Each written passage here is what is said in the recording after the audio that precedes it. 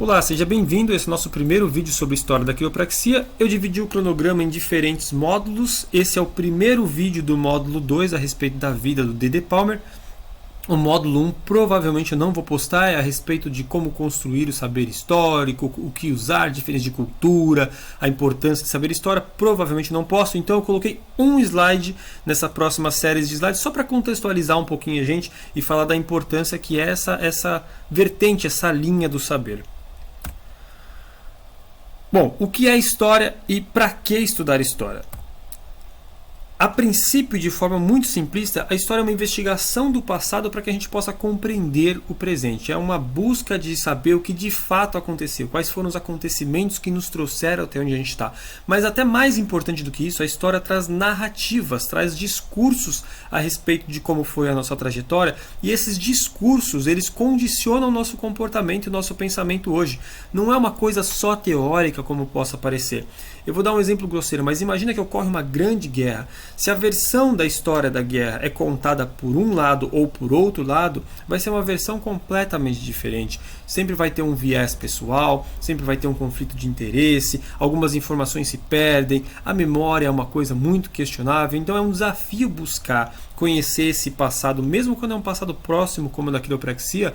Há pouco mais de 100 anos, a gente não tinha tantos registros e com tanta qualidade como tem hoje, depois da invenção da internet, da popularização da internet. Então essa busca ela não é tão simples. Existem profissionais que se dedicam muito arduamente sobre um tema para conseguir rastrear documentos, para conseguir entrevistar pessoas e construir esse saber. Então, quando a gente fala de quiropraxia, um dos grandes desafios é que a nossa história ela é contada quase numa estrutura de mito. Eu sei que isso pode parecer muito estranho, eu não estou colocando um juízo de valor ou dizendo que ali há mentiras, mas o que eu quero dizer com estrutura de mito é a história do D.D. Palmer conversando com Lillard de primeiro ajuste, ela é reproduzida tópico a tópico sem uma grande investigação do que de fato ocorreu e tudo mais. Ficou aquela primeira versão.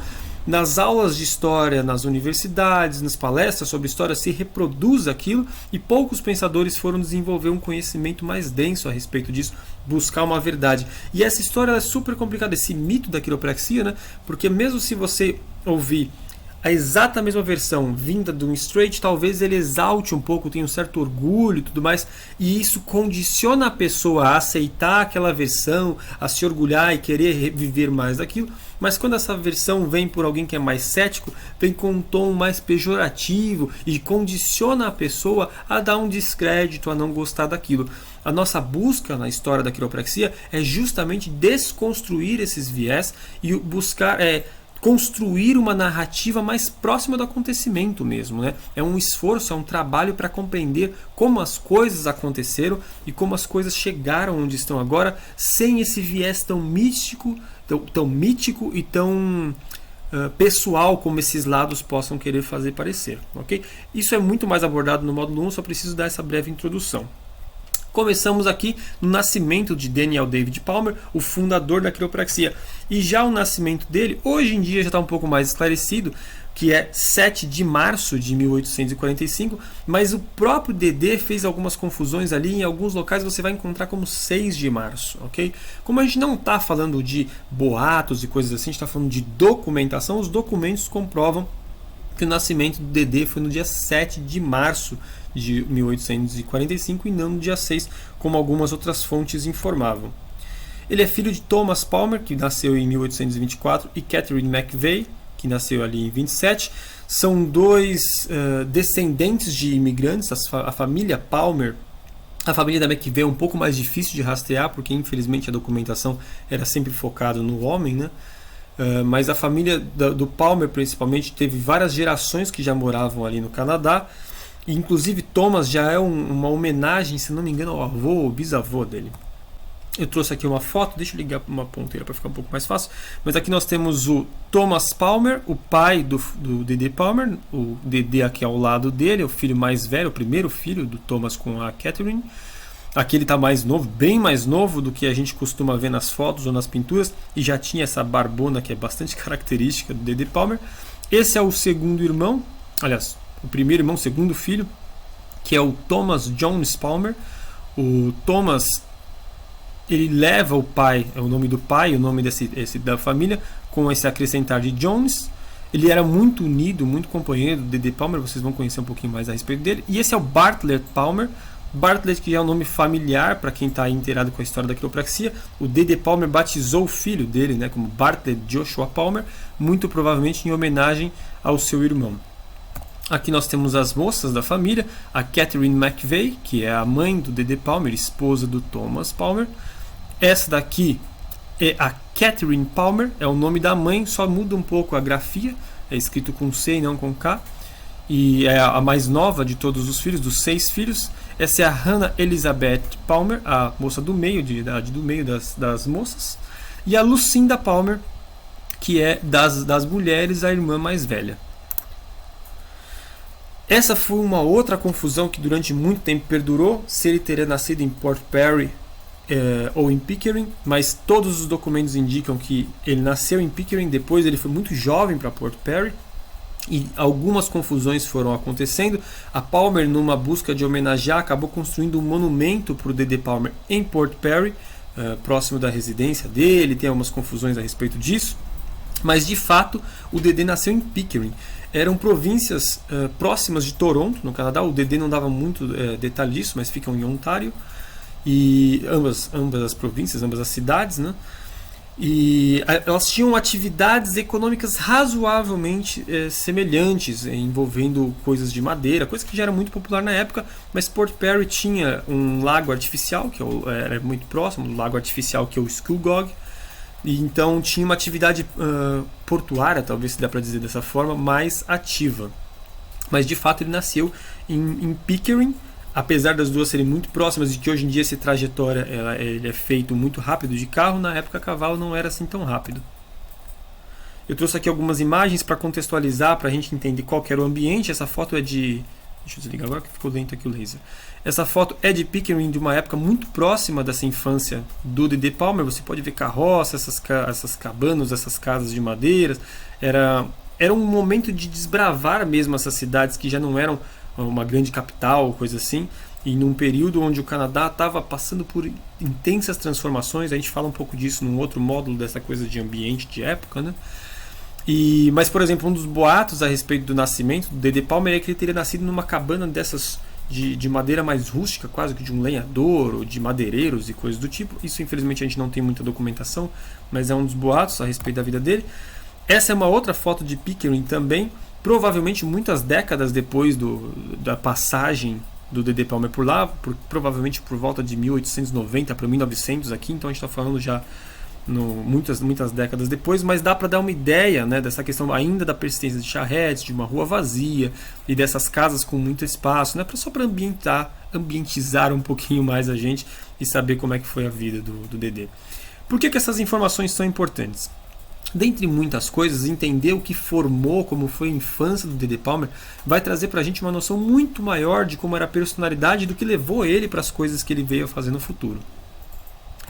Os primeiros anos de vida do D.D. não foram nada fáceis. Ele começou a escolarização dele aos 4 anos e foi até os 11. Quando ele estava para sair, ele concluiu, na verdade, o que seria hoje um ensino fundamental, algo assim aqui no Brasil. Ele gostaria de ter dado prosseguimento, mas infelizmente as coisas da vida não deixaram.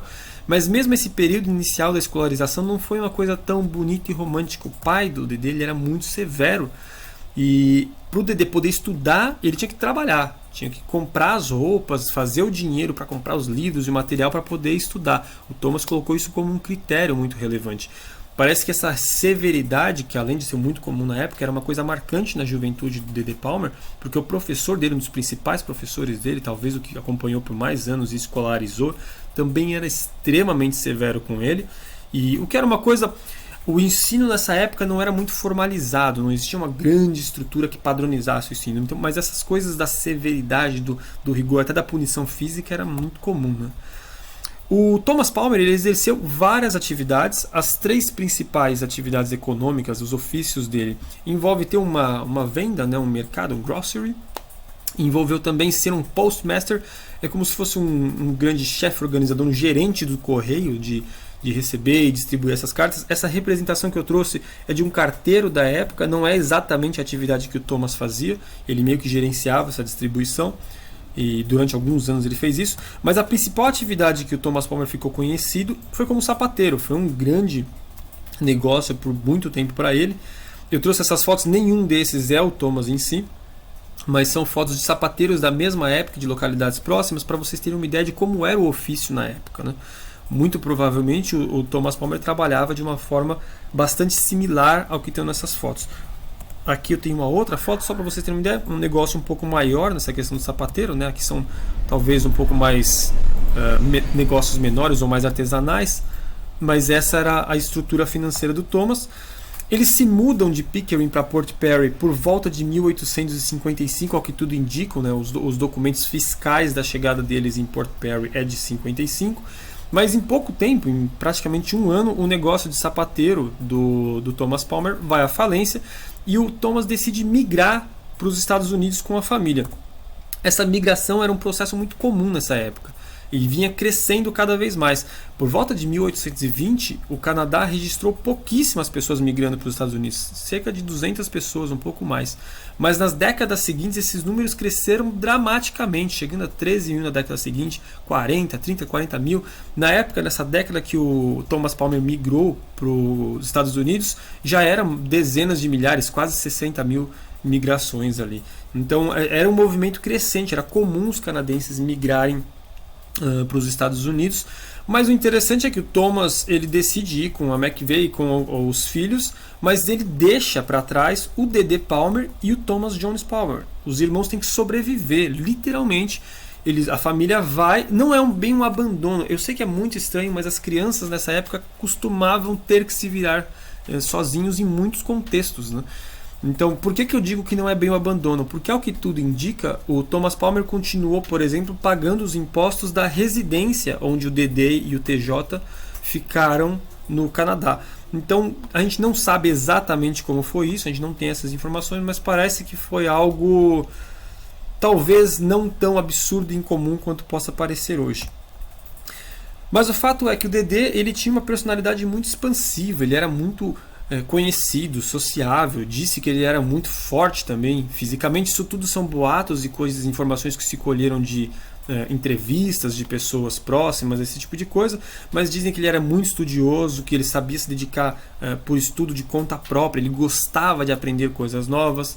Dizem aí, também a gente não sabe o quanto é verdade, que ele já gostava de anatomia desde muito cedo, ele colecionava ossos de animais que ele encontrava e esse tipo de coisa. A gente não sabe o quanto isso é verdade ou é para criar uma fama ali para ele, mas o fato é que esse autodidatismo vai ser presente na vida dele, esse gosto por estudar vai ser muito presente na vida dele e provavelmente essa simpatia também, apesar de que vocês vão ver que a marca da severidade do Thomas Palmer e do professor, que agora me fugiu o nome do professor dele, vão ficar muito intrínsecas na personalidade do DD e vão se manifestar e talvez trazer até alguns problemas ali para frente. Mas o fato é, o DD e o Thomas Jones, o irmão dele, tiveram que sobreviver nesse período. O DD tinha 11 anos de idade, o Thomas Jones Palmer tinha 9 anos de idade quando eles tiveram que se virar e eles tiveram que trabalhar. De novo, não era tão incomum crianças trabalharem naquela época. Eu trouxe algumas imagens para trazer uma reflexão a respeito disso. Essa é um pouco mais moderna, mas eu coloquei porque esse é um dos principais ofícios que os irmãos Palmer tiveram que fazer para sobreviver. Eles viviam de pequenos trabalhos curtos, né, de bicos que eles faziam, principalmente em fábricas de palito de fósforo e em locais de trabalho como serralherias e madeireiras. Lembra-se que Port Perry tinha uma atividade bastante intensa com essa questão da madeira, tinha fábrica de barris, tinha a questão de alguns barcos e coisas assim, então, e as cabanas eram feitas assim, então tinha muito trabalho disso em madeira. Mas uma das principais atividades que se relata na infância do D.D. Palmer eram fábricas de palito de fósforo. Essas fotos também, de novo, não são nenhum deles, é só para ilustrar como isso era comum na época. Algumas crianças que eu trouxe, aqui é uma criança numa indústria têxtil, por exemplo. Essa foto é muito icônica, me fugiu o nome do fotógrafo agora, mas esse garoto se chama Manuel, era um imigrante, né? E ele está trabalhando aqui, no fundo não dá para ver direito, mas são conchas vazias, cascas de conchas, né? Ele está trabalhando, ele não falava uma única palavra em inglês, foi colocado ali para ser um catador de camarão. Ele buscava camarão no meio dessas cascas para não ser descartado junto, para ter um reaproveitamento. A condição precária choca a gente, né? Ver uma criança, ele tem 5 anos nessa foto, descalço, essas coisas são afiadas, ele provavelmente se cortava, tinha infecção. Foi um trabalho assim muito duro. Esse fotógrafo ele captou várias imagens dessas várias crianças e foi parte fundamental do começo do movimento para proibir o trabalho infantil nessa época. A gente tem aqui outras demonstrações para vocês verem que são várias atividades econômicas. Então, crianças trabalhando na colheita do algodão. É uma fábrica de garrafas, são várias crianças. Vocês podem ver várias crianças que estavam atuando nessa fábrica de garrafas. Aqui eu trouxe uma foto. Essa foto provavelmente é mais da Inglaterra. Essa indústria têxtil é mais característica da Inglaterra nesse período. E aqui foi já um dos momentos de estopim, né? Não sei quanto vocês vão se lembrar da época das aulas de história, mas essas crianças elas eram contratadas além da mão de obra barata. Tinha muito órfão, tinha muito tráfico de crianças, mas além da mão de obra barata, alguns espaços desse maquinário precisavam de manutenção, principalmente quando quebrava ou passar graxa, essas coisas, e adultos não cabiam, o braço de adulto não cabia, eles não alcançavam. Então as crianças eram contratadas para se enfiar no meio desse maquinário e muitas vezes elas eram mutiladas e acabavam até mortas. Isso foi um dos grandes estopins para a proibição do trabalho infantil, né? Aqui um exemplo de crianças trabalhando, por exemplo, na mineração, que é o mesmo contexto da máquina. Então, para o adulto acessar alguns túneis que não podiam ser ampliados com risco de desabamento, ou até por uma questão de tempo para explorar mesmo a mineração, algumas crianças eram contratadas, né, para fazer esse tipo de trabalho. Não há registro de que o DD e o TJ tenham feito esse tipo de trabalho, o registro mesmo são de trabalhos mais com madeira, esse tipo de coisa, mas também a gente não sabe muito o que se deu depois, porque tem que pegar que nesse período aqui foi dos 11 anos até os 20 anos, que é mais ou menos o período que eles vão sair do Canadá também para se encontrar com a família nos Estados Unidos. Isso vai ficar para um próximo slide aí. Se vocês gostaram, deixe um joinha, deixe um like nessa primeira parte da história do DD Palmer, e se quiser se inscreve no canal para acompanhar, porque toda semana vai ter novidade para vocês, tá legal?